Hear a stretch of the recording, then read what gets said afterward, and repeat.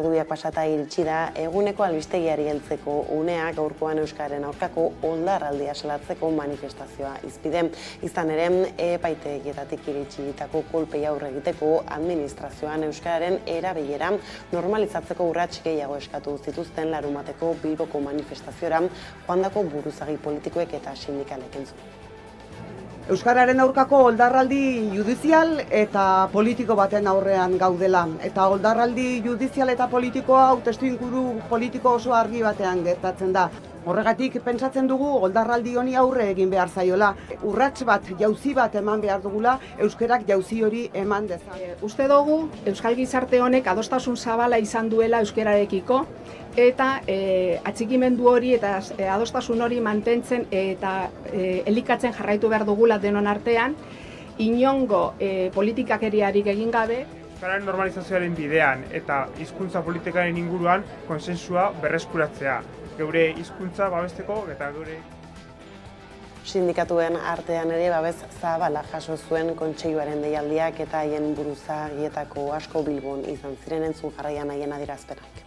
Eskatzen duguna da marko legal bat bermatuko dituena hizkuntza eskubideak, baina baita ere hizkuntza eskubideen kontrako jarrera hori adierazten nahi diren eragileek gogoeta egin dezaten eta bere jarrera berplanteatu dezaten. Eta gure ustez guzti honek aldarri batera eramaten gaitu. Uste dute euskal instituzioek kokatu behar dutela erronka bat bezala, administrazioa benetan elebiduna bihurtzea eta elebidun bihurtzeko euskarari. Gauzak horrela euskararen aldeko urrats berrien zain Pedro Azpiazu ekonomia sailburuak aitortu du hauteskunde urtean ez dela erreza izango aurrekontuetarako babesa lortzea erme.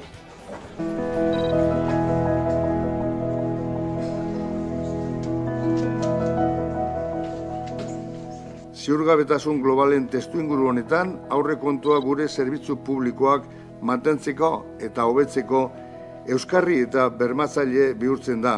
Pertsonekin, garapen ekonomikoarekin, enpleguarekin eta planetaren zaintzarekin konprometitutako etorkizuna eraikitzea helburu hartuta. Azaroen 9 EH Bildu, Elkarrekin Podemos, PP eta Ciudadanos gonbidatuko ditut lehen kontraste txandara aliantza posibleak aztertzeko. Badakit, ez dela erraza urte honetan babesak lortzea, baina konfidantza dut guztiok jakingo dugula egoera eskatzen dutuen mailan egoten. Eta Eusko Jaurlaritzatik datozen albiste iso, Javier Hurtado Eusko Jaurlaritzako Turismo, Komertzio eta Kontsumo sailburuaren esanetan Euskal Autonomia Erkidegoan tasa turistikoa ezartzeko aukeraren gainean lan serio, zorrotz eta diskretua egiteko garaia da. Radio Euskadiri eskainitako elkarrizketan onartu du ez dagoela denborarik legegintzaldi honetan tasa turistikoa ezartzeko, baina bai adostasunak sortzeko eta alde bakoitzaren jarrerak ezagutzeko. A alargar durante los siguientes meses y lo que queríamos hacer, y yo creo que siempre he defendido, es aterrizar el debate, porque es verdad que estamos hablando de forma recurrente, pero tiene una complejidad técnica, estamos hablando de una arquitectura institucional compleja aquí en Euskadi, y yo creo que es el momento de hacer un trabajo serio, riguroso y discreto. Gaizlatuta berriz, solte dauden azken ariak lotzea falta da PSOEk eta Juntsek akordioa itxi dezaten joan den ostegunean moteldu egin ziren negoziazioak, baina bi alderdietako ordezkariak Bruselan elkartuko dira gaur eta hainbat hedabideren arabera datozen orduetan iragar dezaketen Pedro Sánchezen inbestidurarako ituna. Han izango dira Jordi Turull, Juntsen idazkari nagusia, Albert Batet Espainiako Kongresuan duten talde parlamentarioaren presidentea eta Santos Zerdan PSOEko antolakuntza idazkaria. Egoera hala, Iñigo Urkullu lehendakariak Pedro Sánchez Espainiako gobernuko presidenteari ohartarazi dio Juntsen botoak ez ezik EAJarenak ere falta zaizkiola presidentetzan jarraitu nahi badu. Hori horrela, gogora ekarri du oraindik bete gabe dagoela Gernikako estatutua. Juntsen botoekin eta orain arte adostuta da, edo adostu egin duten botoekin ez dela nahikoa. Beste norbait ere falta dela. Nahikotasun hori lortu egin alizateko, presidente hautatzeko eta gobernagarritasuna bermatu egin alizateko. Beraz, uste dut oraindik ere negoziaketa aldi hau bidea izan behar duela eta gauzatuko dela, gauzatu behar da.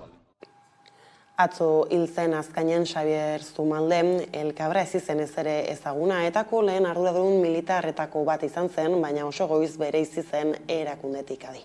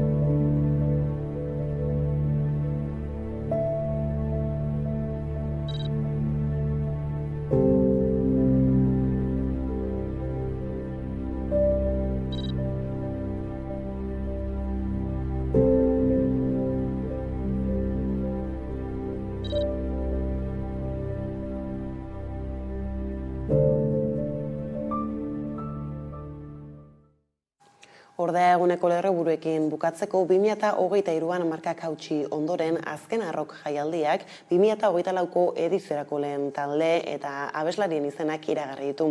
Jaialdia ekainaren 20, 21 eta 22an izango da. Gasteizko egutegiko hitzordu garrantzitsuenetako bat da urtero milaka lagun biltzen direla Mendizabalan 3 egunez rokaz gozatzeko. Aurten, ekainaren 20, 21 eta 22an izango da eta ziur nago gure hiria rokez beteko duela. Eta eguneko lerroburuak aipatuta iritsi da egunotako argazkiari heltzeko unea akordio soziopolitiko berri bat eskatu dute euskararentzat 70.000 lagunek baino gehiago Bilbon.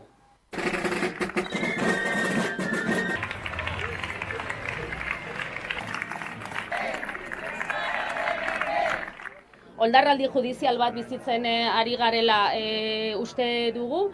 Euskararen normalizazioa bideratzen duten hizkuntz politiken aurkako oldarraldi judizial bat. Horrek kezka handia eragin du. Ez bakarrik euskalgintzan eta euskalgintzaren kontseiluan, baizik eta egun hauetan jaso ditugun atxikimenduek eta ikusten ari garen mugimenduak uste dut adierazten duela kezka hori, larritasun hori oso partekatua dela gizartean. Inok ez zidan esan, euskaldun izatia zeinek ezadan. Euskaldun izatea zeinek ezadan. Horra Ruperrek ekarri digun oharra. Baina beste bat ere bai. Zaindu maite duzun hori.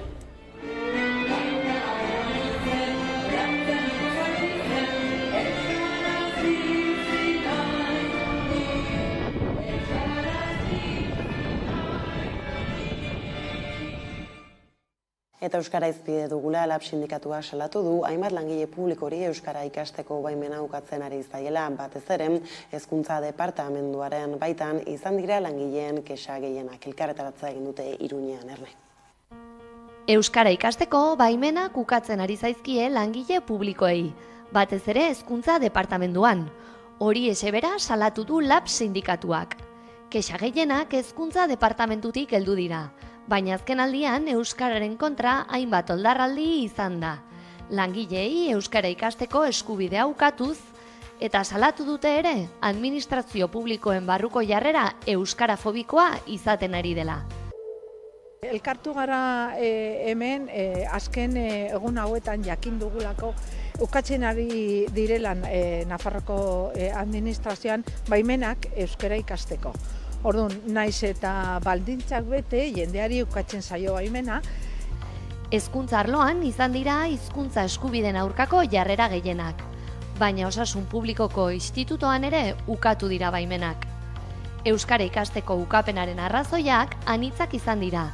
Batzuek euskara maila txikiegia izateagatik, bertze batzuek justo kontrakoagatik, maila altuegia zutelako. edota beraien lanpostuetan euskara jakiterik ez dutela behar adierazi dutenak ere badira. Euskerak jasaten ari duen oldarraldiaren bertze adibide bat bertzerik ez da azken hori.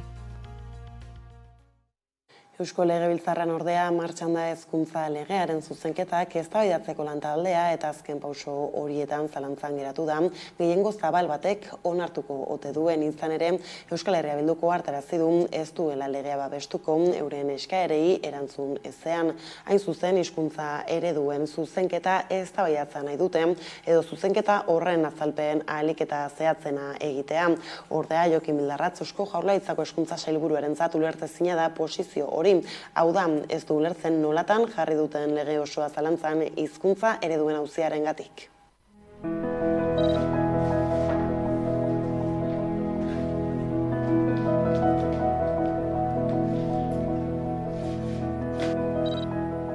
Zioetan dagoen emendakin batek ezin dula hankaz gora jarri, 3 urte hauetan egin ditugun lan guztiak, lortu ditugun akordio guztiak, gizarteak eskatzen digun konsensua, azkenean gai nagusienetan,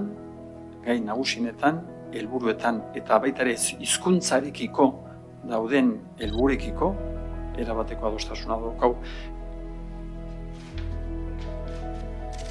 Gure proposamen honek inongo erantzunik jasotzen ez badu, hezkuntza akordioarekiko erantzukizunagatik, Euskal Herria Bilduk ez du hezkuntza legea babestu. Akordioaren parametrotik aldenduko litzatekelako lege hau eta ziurgabetasun juridiko baten aurrean kokatuko gintuelako.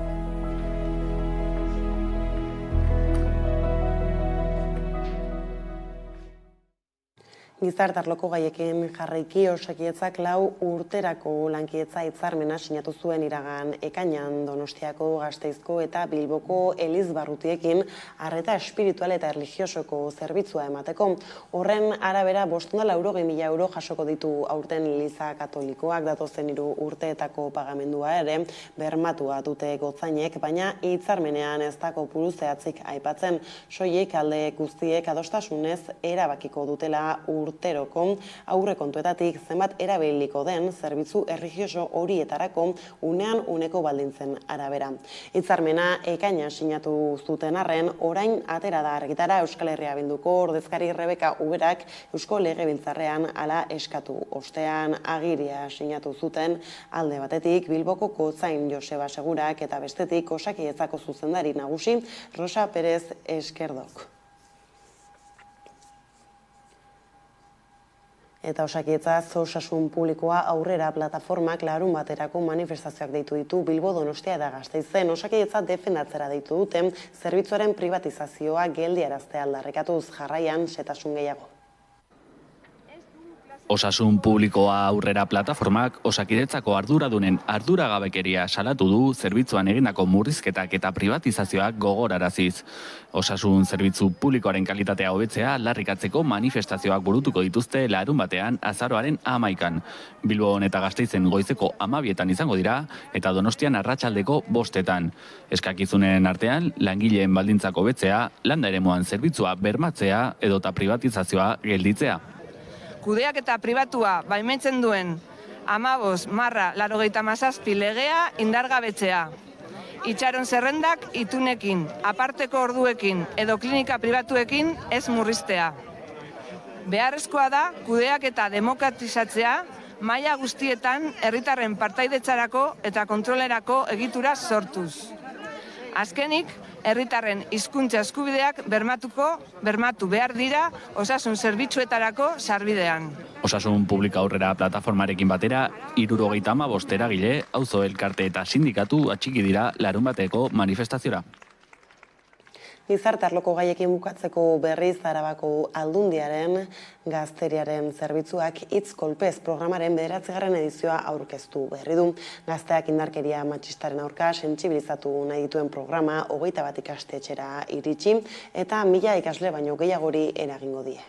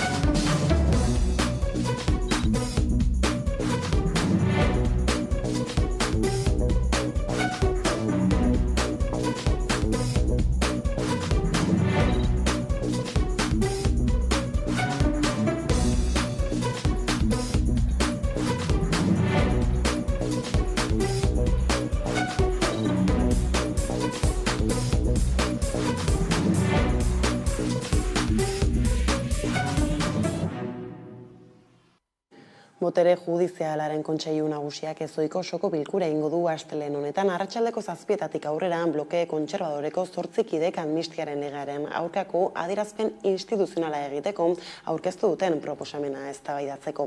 Adierazpen horretan PSOE errezerekin eta Juntzekin adosten ari den amnistia legearen ondorioz kezka bizia eta atsekabea adierazi nahi dute. Adierazpen instituzionala aurrera atera dadin gutxienez 9 mahaikideren botoak behar dira ordea. Jakina da bloke kontserbadoreko 8 kide horien oniritzia izango duela, baina ziurrenik sektore aurrerakoiko 6 kideek ezezko botoa emango dute.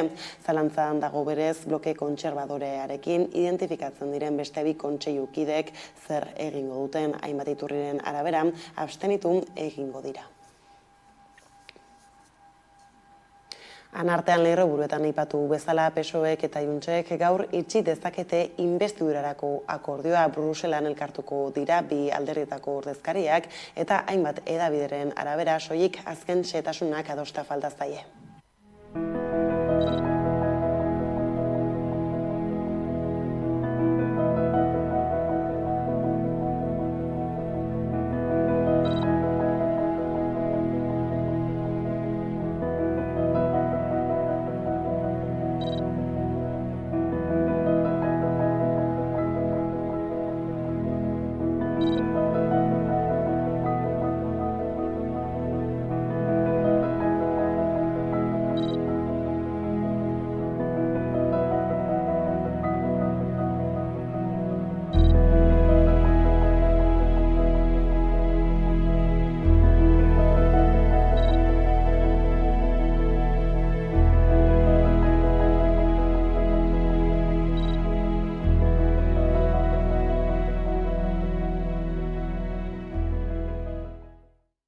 Israelgo armadaren eta Gazako milizia palestinarren arteko astotako gerrak badu arrisku bat, gatazka ekialde hurbilera zabaldu daitekela, eta Ameriketako estatu batuen ikuspuntutik hori ezin du gertatu. Egunotan, hainbatetan aipatu du ideia hori etxe zuriak zuzenean edo zeharka, eta jokaleku hori egia bilakatu ez dadin. Hirugarren ez da eskualdean Antony Blinken, Ameriketako estatu batuetako idazkari. Washingtonen proposamena eten humanitarioa deitu duena da, baina Palestinaren inguruko herrialde arabiarrena ez. Uste baitute, harago joan eta bi aldeek suetena adostea dela soluzio bakarra, egoera gehiago okertu ez dadin, eta jarrera hori defenda dezala eskatu diote ekialde hurbileko 5 estatutako atzerri ministroek AEB-tako estatu idazkariari.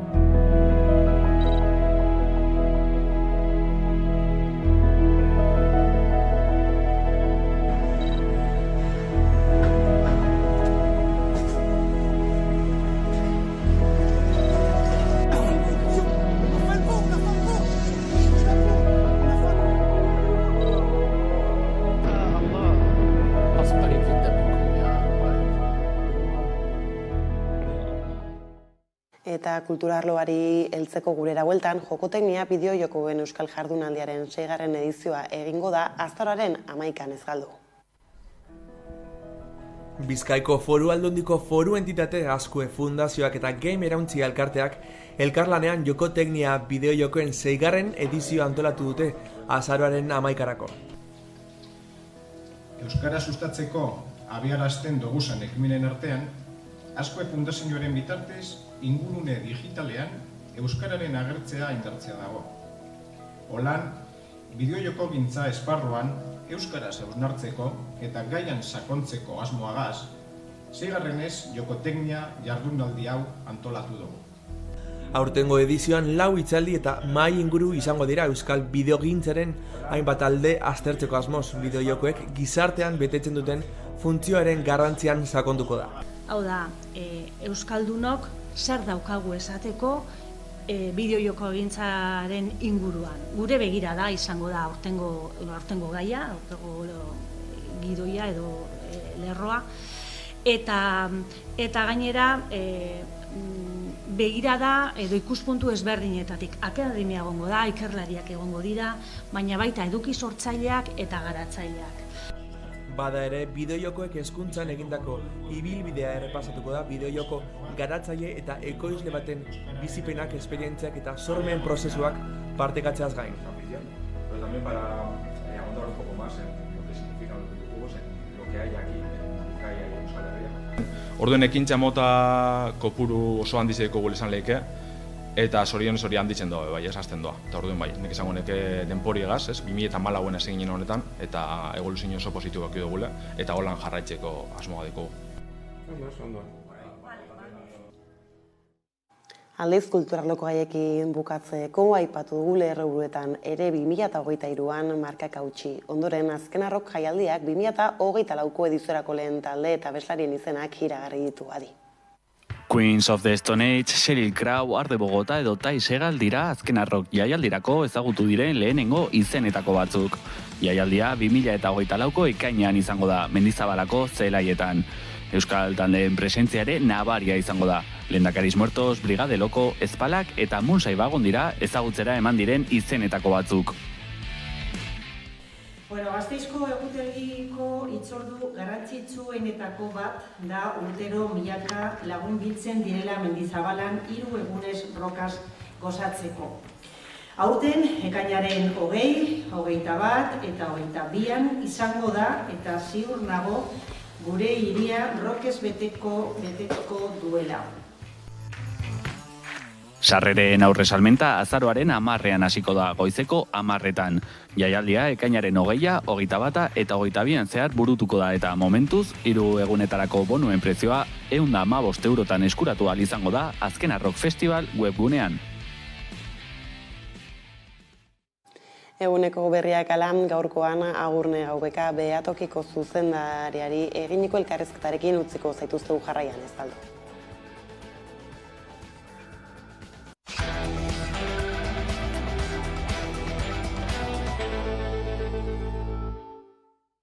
Mabiterdiak pasata iritsi da eguneko elkarrizketa nagusiari heltzeko unea, eta horretarako gurekin dugu Agurne Gaubeka Erauzkin, hizkuntza eskubideen Beatokiko zuzendaria, kaixo eta ongi etorri. Kaixo. Euskaren kontrako oldarraldi judiziala agerikoa da, ezta? Eta euskarari bide izten dioten erabakiak sarri datoz auzitegietatik, eta hori dela eta Azaren 4ko manifestazio hori beharrezkoa bada. Bai, hori da, guk esango genuke kasu honetan oldarraldia ez dela bakarrik judiziala. Hau da, epaitegietan oldarraldi hori egikaritzen ari dira, baina, hau oldarraldi hau edo diskurtzoen eraketa hau badagola gizartean gero eta gehiago errotua, ez? Azkenean, euskararen aldeko neurriak hartzea eta justizia restauratibo hori aurrera ekite aldera neurriak hartzen diren bakoitzean, norbaitek edo gizartean dauden eragile eta bestelako norbanakoek ere erabakitzen dutela, hori diskriminatzailea dela euskara ez dakitenekiko, eta beraz ikusten ari gara hori egikaritzen dutela epaitegietan, hau da, zerbait koordinatua badela, eta ideia horien legitimazioa bilatzen ari direla epaitegietan, ez? Eta, azaroaren 4koa bai oldarraldi judizialarekiko enfokatu da, baina, nik uste dut, baita bestelako egoera batzuk ere asaldatu nahi direla, ez? Hor dago deialdia nazionala da, eta hor dago, adibidez, Ipar Euskal Herrian hezkuntzaren eremuan dituzten oztopoak, hor dugu, basoa eta Borrebeta, kasu honetan basoa euskaraz mugimendua sortu zena, edo Beskoitzeko ikastolan duten egoera, Nafarroan bertan ere euskararen irakaskuntzak dituen oztopoak urtero azaldatzen direla. Orduan ikuste dut hau oldarraldi judizial batetik harago ere badela, herriak planto eta herriak bere giza eskubideak aldarrikatzeko une bat, ez? Eta une hori uste dut, oldarraldia koordinatua denean ere, guk ere erantzun bateratu eta koordinatu bat eman beharko genikela. Gehienak badirudi, zantzu guztien arabera, manifestazio hori masiboa izango dela, oso jendetsua, ez da? Hainbat eragileek babestu dutelako protesta. Bai, hori da, egia esan harrituak gaude ere zer nolako erantzuna jasotzen ari garen, bai, zuk esan duzun bezala, sektore ezberdinetako eragile eta taldeen aldetik, baino baita herrietatik ere, euskara elkarteetatik, zer nolako mobilizazioaren aldeko apustua egin duten, ez? Eta hortan, espero dugu benetan larun batean Euskal Herri osoak aldarri bateratu bat egitea. Aipatu duzu, ez da? Oldarraldi judiziala salatzeko harago dela manifestazio hori. Eta, azken asteetan, zaudetako epai batek mugatu egin du udalen euskara erabiltzea. Epaiagia da ez dela irmoa, baina beste hizkuntza urraketa bat. Bai, zehazki hizkuntza urraketa bat, baino kasu honetan nik esango nuke badela hizkuntzen berdintasunaren kontrako erabaki bat. Hau da, udalek euskaraz lan egin, euskara erabili eta euskara sustatzeko dituzten tresnak eta ahalmenak mugatzen ari da epai hori. Eta mugatze horrek argi eta garbi guretzako oinarri finko bat du. Eta da hizkuntzen arteko hierarkia. Hau da, gaztelania mantendu nahi da euskararen gainetik eta euskara gutxitutako hizkuntza bezala mantendu nahi dela. Hor dugu ofizialtasuna, baina ikusten dugu hizkuntza bat ofiziala izan arren, horrek askotan ez digula behar bezalako bermea ematen hizkuntza eskubide horiek babesteko eta egikaritzeko, ez? Hor dugu EAEko kasua, baino baita adibidez Nafarroako ipar eremuan ere badela ofiziala eta aldiz ikusten dugu gero praktikan zer nolako mugak ezartzen diren, azkenean bai araubideak zein gizarteko bestelako sektore batzutan ezartzen delako gaztelania izan behar dela hizkuntza nagusia. Eta ikasteko betebeharra dagoen, edo ezagutzeko betebeharra dagoen hizkuntza bakarra gaztelania izan behar dela, ez? Orduan, horren kontrako euskara bizi berritu eta euskara normalizatzearen kontrako neurri bat, eta da epai hau kasu honetan. Duela bi aste Euskaren kontrako bi epai jaso genituen, tamalez ez dira lehenengoak izan, eta zantzu guztien arabera ez dira azkenak. Izango ez dakit egoera honi nola egin aldiogun aurre, egia da garrantzitsua dela kaleak hartzearen deialdia eta behar hori, baina ez dakit, zer egin daiteke?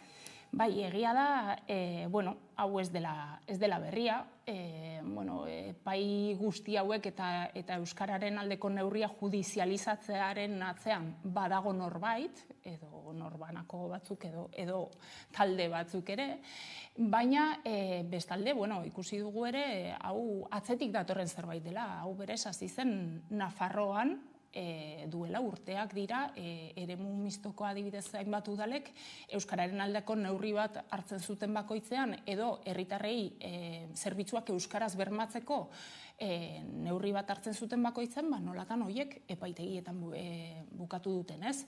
Eta uste dugu, bai, zerbait orkestatua dela, eta badirudi, hori, epaien tantaka honek, ireki diela bidea batzuei, euskararen aitortza hori deslegitimatzeko.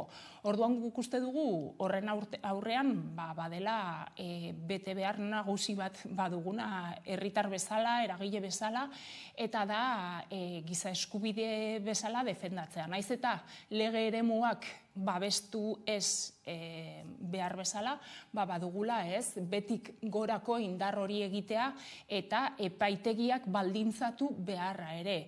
Eta ez dut esan nahi epaitegien eskumenetan edo sartzea, baizik eta ikusi dugu, adibidez feminismoak berak erakutsi digu nolatan lege injustu batzuk edo arau injustu batzuk ere eskatu behar ditugun aldatzea, eta hori gizarteak berak exigitu beharko ziona da, eta botere legegileak ere hori ez duela botere absolutu bat, eta ezin dituela herritarren giza eskubideak horrela mugatu. Eta epaiak, auzitegiak alde batera utzita, gurean egunero dira hizkuntza urraketak eta behatokiak egunero edo hilabetero gutxienez horien berri badu. Bai, hori da, guk azkenean badugu zerbitzu bat, irubebikoitza euskararen telefonoa.eus helbidean, eta zerbitzu horren bidez, herritarrek helarazten dizkigute hizkuntza eskubideen urraketa guztiak. Ez bakarrik legea urratzen dituztenak, baizik eta lege babesa nahikoa ez izan arren, uste dugu herritar horiek badutela, beraien eskubideak aldarrikatzeko aukera ematen dugun zerbitzu horretan. Orduan, herritarrek kexak, zoriontzeak edo kontsultak helarazten dizkigute, eta egia da gehienak kexak izaten direla. Gero egia da ere, kexa bat edo bi egon daitezkela sektore batzutan, baina horrek ez du esan nahi, kopuru bat ez izateak ez du esan nahi urraketarik ez dagoenik. Azkenan, kexa bakoitzaren atzean bada egoera bat, eta egoera hori herritar guztiekikoa da. Zerbitzu baten, herritar batek ez daten badu, ez zaiola bermatu euskaraz aritzeko eskubidea edo eskatu zaiola gaztelaniara edo frantsesera pasatu beharra, horren atzean egon daitezken bila kexa eta horiek ere azalean jartzen ditugu. Izan ere, agian bazuek keza batzuk jasotzen dituzue, baina errealitatea askoz gordinagoa bada. Bai, hori da, guk azkenean, aztertzen ditugu, guk egiten ditugun txostenak, kexa hoietatik ateratako egoeren ondoriozkoak dira, baina azterketa ezberdinak ere egiten ditugu, ze kontuan izan behar da, gizartean badaudela hainbat eremu non herritarrek esaten diguten, zuzenean gaztelania edo frantsesa erabiltzen dutela. Ez direla ausartzen euskara erabiltzea edo badakite esperientziaren bat izan dutelako, ez zaiela euskaraz egiteko espazio horietan aukerarik emango, orduan horiek ere utxune bezala detektatzen ditugu, ez? Eta horraketak salatu beharra daude, ez da? Baina horrez gain, lorpenak eta zoriontzekoak ere badaude, adibidez, irailean jaso zenuten, ez da? Renfek geltokietan gazteleraz gertako kartel batzuk euskaraz ere jarri dituela, hori adibide bat da, baina lorpen batzuk eta zoriontzekoak ere badaude gurean. Bai, egia da, herritarrentzat askotan oso nekagarria izaten dela kexak jartzen egotea, baina guk azken urteetan ikusi duguna da ere aldaketak eragin behar ditugula, eta lehen esan dudan bezala aldaketak beti gorakoak izaten dira, eta batzutan agian kexa batekin, ez birekin, ez hirurekin ez dugu lortzen, baina jendarte honetan ere gero eta garrantzi gehiago ematen zaio, adibidez, bezeroak ongi hartatze horri, eta bestalde ere lege bete behar batzuk ere badaudela. Orduan, hoiek egikaritzeko eskatu behar diegu instituzioei. Renferen kasua argia da, Renfek baditu bete behar batzuk, eta Renfek bezala beste enpresa publiko eta enpresa pribatu batzuk ere badituzte lege bete behar batzuk herritarren hizkuntza errespetatzeari begira. Orduan, hoiek ere gogorarazi behar dizkiegu eta aldaketak eragiten ditugu, ez?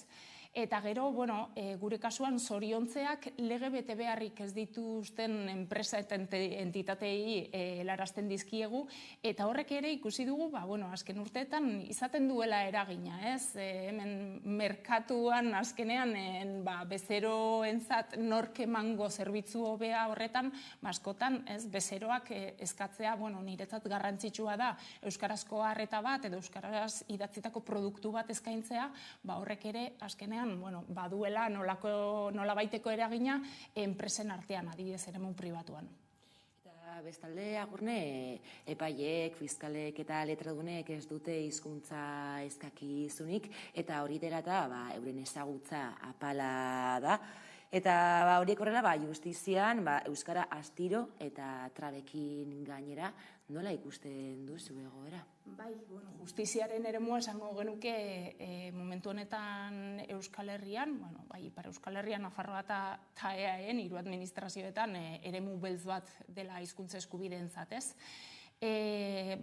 Kontuan izan behar dugu, Estatu espainolak kudeatutako langile publikoak direla, epaile magistratu eta letratuak, eta guzti hauek ez dutela euskara ezagutzeko bete beharrik. EAEn ez da. Orduan, suposatzen da, Estatu espainola nolabaiteko merezimendu ezartzen hasi dela euskararena, baino ez dute inongo bete beharrik euskara ezagutzeko. Eusko Jaurlaritzaren kasuan, atera ditu orain, egin du azterketa bat, 2011-2020 bitartean justiziaren eremuak hizkuntzarekiko duen egoerarekiko, eta adibidez, datu bat ematearen epaien 7% bakarrik du hizkuntza eskakizunen bat egiaztatuta. Hizkuntza eskakizunen bat esaten dudanean, da B bat izan daiteke, hori argi eta garbi ez da nahikoa epaile batek euskaraz jardun izateko. Fiskalen kasuan 2%koa da, eta letratuen kasuan 9%koa. Eta horiek dira, ez, transferitu gabeko langile horien kasuan. Baina, hemen justiziaren esparruan, badaude EAEren kasuan adibidez transferitutako beste hainbat zerbitzu, eta horietan ere egoera ez da asko sobea.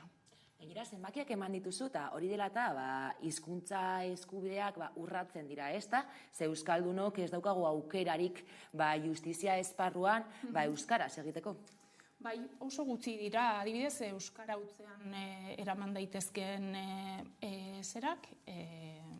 epaiketak, eta ikusi izan dugu nolatan ez, batik bat epailearen ezagutza esak asko baldintzatzen duen. Baina, gero badugu ere ez, justiziaren eremuan hor badaude beste hainbat eta hainbat zerbitzu, eta hor ere, adibidez, EAEn datu bat ematearen 45% inguruk soilik du hizkuntza eskakizunen bat.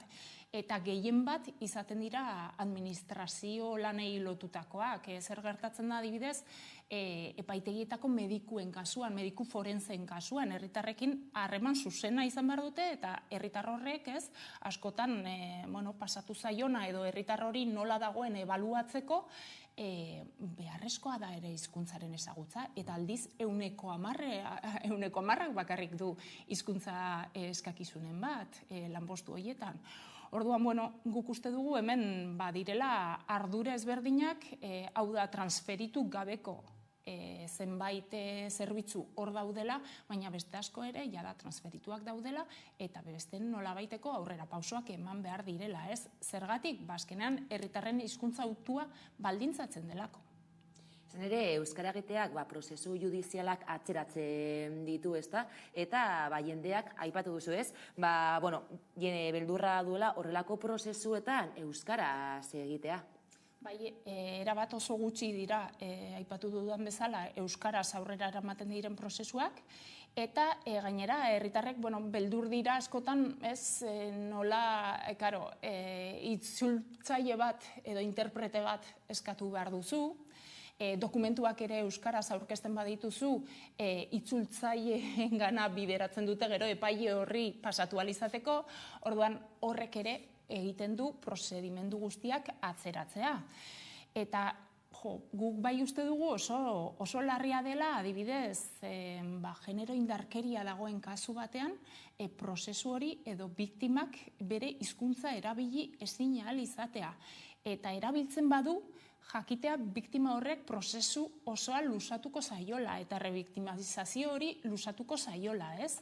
EAEko kasuan, itzultzaien bidez batzuetan bideratu daiteke, baina esan dugun bezala, albo kaltondorio batzuk edo epeak lusatze hori ekingo du, baina Nafarroaren kasuan, adibidez, ez dago, 95% hizkuntza ezagutza hori aipatu dugu EAEren kasuan, baina Nafarrokoan ez dago ez daturik, eta esango genuke, are zailagoa dela euskaraz aritzea epaitegietan, ezinezkoa ia.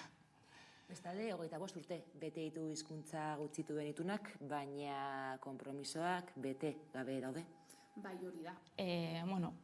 Frantziako estatuaren kasuan sinatua doa zuen gutuna, baina berretsi gabe du, orduan ez du inongo bete beharrik Europako hizkuntza gutxituen kartarekiko, eta Espainiako estatuak duela 25 urte idatzi zen gutun hori, baina duela 22tik badu berretsia.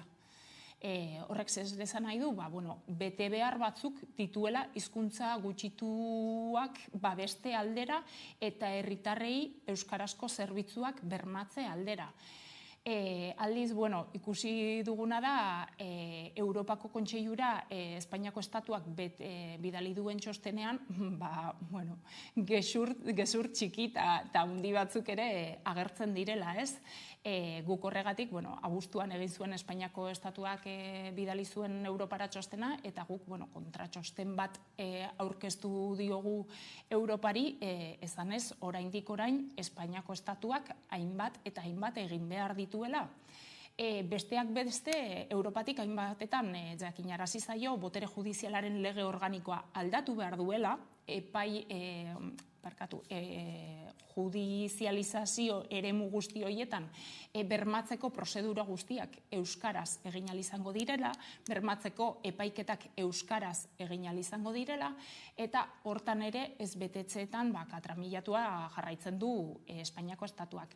Baina beste hainbat eta hainbat datu ere harrigarriak egin zaizkigu esaten denean, hainbat EAE Nafarroan ezarritako estatuko administrazioetako bulegoetan adibidez euskarazko erreta ematen dela, edo euskaraz errotulatua dagoela dena, edo euskarazko dokumentuak eta txantilloiak eskaintzen direla, edo beste adibide bat jartzearren azaltzen zen, zer nolako aurrera pausoak eman diren estatuko administrazioen webguneetan hizkuntza gutxituei begira.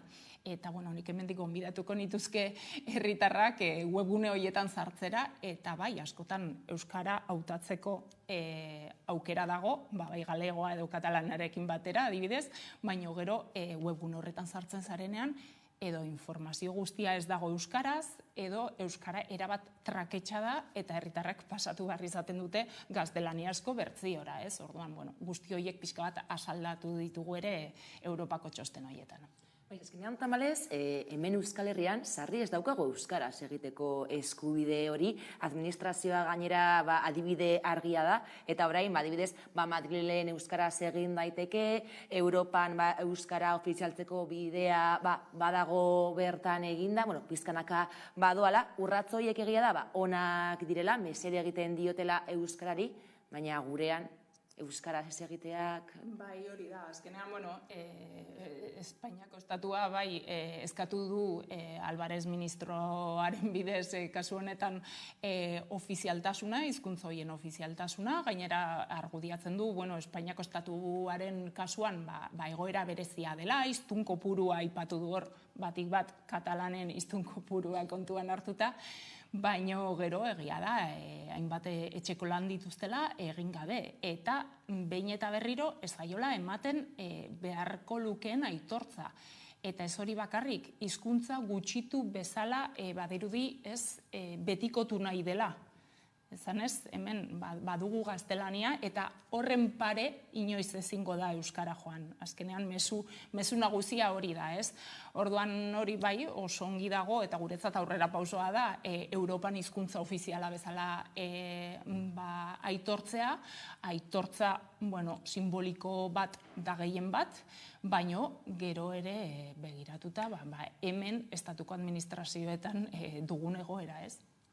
Lehen aipatu dugu ez, justizian prozesu ia oro edo frantsesez edo gazteleraz egin behar dugula, eta Nafarroako Euskararen legeak ezarritako zonifikazioak baldintzatu egiten du euroituna, betetzea. Bai, kontuan izan behar dugu, euroitunaren betetzea eta konpromiso bat utzun betetzea Nafarroko iparraldeko eremuan, eremu euskalduna legeak zarritakoan, hor konpromiso zehatz batzuk dituela Nafarroko gobernuak eta ez dela bermatzen ari. Zergatik, kontuan izan behar dugu hori, eremu horretako, hau da, euskara ofiziala den eremuko herritarrek askotan zerbitzuak eremu zentralean jasotzen dituztelako, eremu mistoan, eta hor ez da ofiziala. Orduan, Europako gutunarekiko ez dira behar bezala bermatzen ari herritar horien eskubideak. Eta bestalde, gutunak aipatzen du ere, eremu kasu honetan, eremu misto eta ez euskaldunean, ofiziala ez den eremutan ere, baduela euskara sustatzeko bete beharra Nafarroko gobernuak. Baina hor ere zer gertatu da, hor izan genuen 903/2017 foru dekretua, euskararen dekretua zeritzona, eta horrek ere epaitegietan bukatu zuen, eta 2019an hainbat artikulu, besteak beste, adibidez eremu mistoan lanpostuei euskararen balorazio edo merezimendua emateko artikulua, bertan bera utzi zuten. Eta momentu honetan, Nafarroan benetan egoera larria da. Dekretu hori baliogabetu zen 2019an, eta Nafarroko gobernuaren aldetik hainbatetan izan da dekretu berri bat aterako zala euskararen merezimendua arautzen zuena. Hor dago, zirriborroa hor dago, baina beti esaten dute hurrengo hilabetean aterako dela, baina kontua da 2019tik 2023ko azaroan gaude, eta oraindik orain ez dela atera. Eta horren ondorioa zein da, eremu legeak ezarritako eremu euskaldunean, ez duela inongo merezimendurik euskarak, frantsesa, ingelesa eta alemanak dituen bitartean, eta eremu mistoan ere, hainbat eta hainbat lanpostutan ez dela ez da merezimendu euskara, eta atzerriko hizkuntza horiek bai. Behin merezimenduen dekretu hori aterata, suposatzen da lanpostu batzuetan, adibidez osasungintzakoetan, nolabaiteko merezimendu izango dela. Baina bitarte honetan, 2019tik 2023ko bitarte honetan, zenbat lanpostu finkatu diren, lanpostu publiko, eta horietan euskararen ezagutza ez da inondik inora ez da merezimendu izan. Orduan, horrek nola ez eragina du herritarren eguneroko zerbitzuetan. Osasun bideako zerbitzuetan, ia ezinezkoa da ere herritar batek eskatzea, adibidez, psikologo bat euskalduna. Tokatzen basaizu oso ongi, baina beste hainbatetan denbora gehiago itxaron behar duzu, adibidez osasun zerbitzu bat euskaraz jasotzeko. Hori EAN-era gertatzen da, imaginatu ez, Nafarroan zenolako egoera dagoen. Nire tamalez, erakunde eta arduradun publiko askok euskara babestu eta sustatzeko arauaekin ez ikusiarena egiten dute. Bai, guretzat argi eta garbi araubide sendoago behar dugu, mekanismo juridiko sendoagoak eta babes handiagoa behar dute hizkuntza eskubideek, baina hori ere ikusten dugu, hori ez dela nahiko, araugintza da hanka bat, hizkuntza eskubideen bermean hanka bat. Gero arau horiek egiten direnean, horiek bermatzen direla ikuskatu behar da. Hau da, zer gertatzen ari da, adibidez, azpikontratatutako zerbitzuetan, lizitazioetan, hizkuntza bete beharrak ezartzen direnean, eta ez da ikuskatzen benetan enpresa horiek euskarazko zerbitzu ematen ari diren, edo ez, edo zer nola egiten duten, ez? Orduan, hemen badira bestelako bete behar batzuk ere. Eta gero, aipatu nahiko nuke ere, adibidez, eremu sozioekonomikoa. Badirudiez, eremu publikoan egin beharrak eta planak, eta hizkuntza planak, eta hor ditugula, eta zerbait egiten dela, baina zer gertatzen ari da eremu pribatuarekin. Hor aipatuko nuke, adibidez, EAN 4/2023 legea, kontsumitzaile eta erabiltzaileen legean, non lehen genituen eskubideak are murrizteko joera izan duten lege berri honetan. Aurrera egin beharrean, oso gutxi dira ezartzen zaizkien enpresa pribatuei ezartzen zaizkien bete beharrak hizkuntzarekiko. Eta ez betetzen aurrean ere, ez dute inolako ondoriorik. Orduan, hor dugu ere, jendartean pisu handia duen espazio bat, eremu sozioekonomikoa, eta horre aurrera pauso gutxi ikusten ari gara.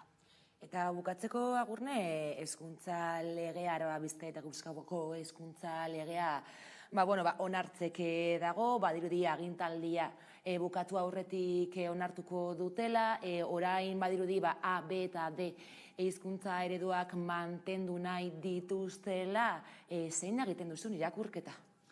Bai, guretzat, hainbatetan esan dugu ere, hizkuntza eskubideak ez direla bakarrik euskara dakitenenak. Hau da, jendarte osoari bermatu behar zaiola momentu honetan euskara eta gaztelania behar bezala menperatzea. Eta hortan bai ikusten dugu, kontseilutik ere eginda irakurketa ez duela inongo zentzurik hizkuntza ereduak mantentzearena.